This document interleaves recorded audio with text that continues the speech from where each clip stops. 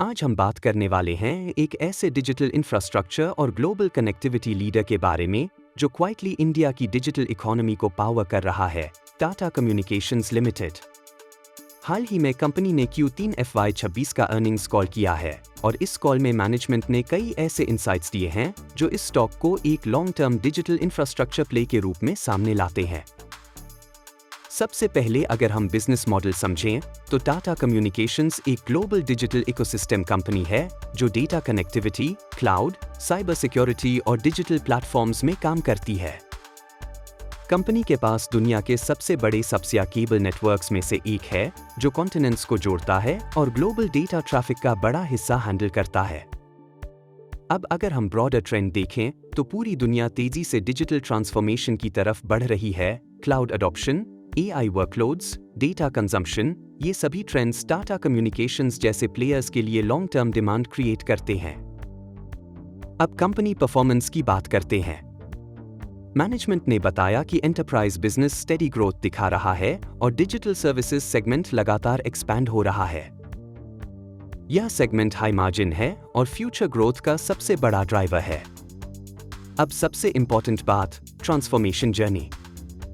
Company traditional telecom से निकलकर digital platform company बन रही है।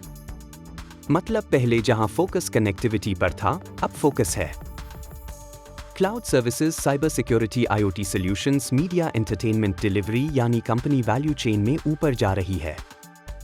अब मार्जिन्स की बात करें।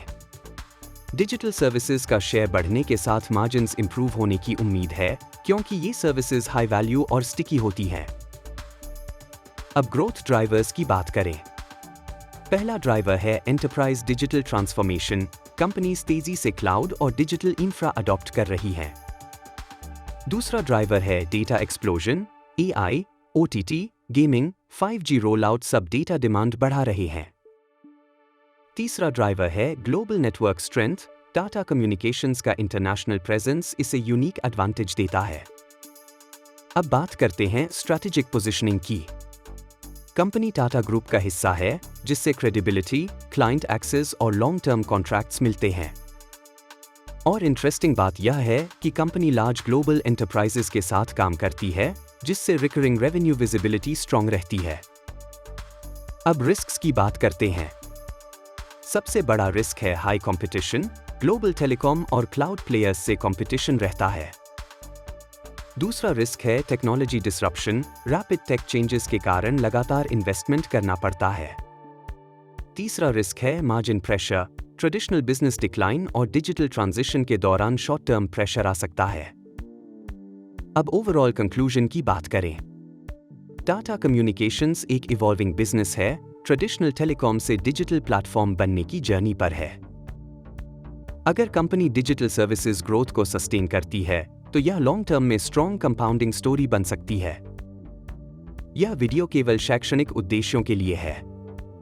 किसी भी निवेश से पहले अपने SEBI रजिस्टर्ड निवेश सलाहकार से सलाह अवश्य लें।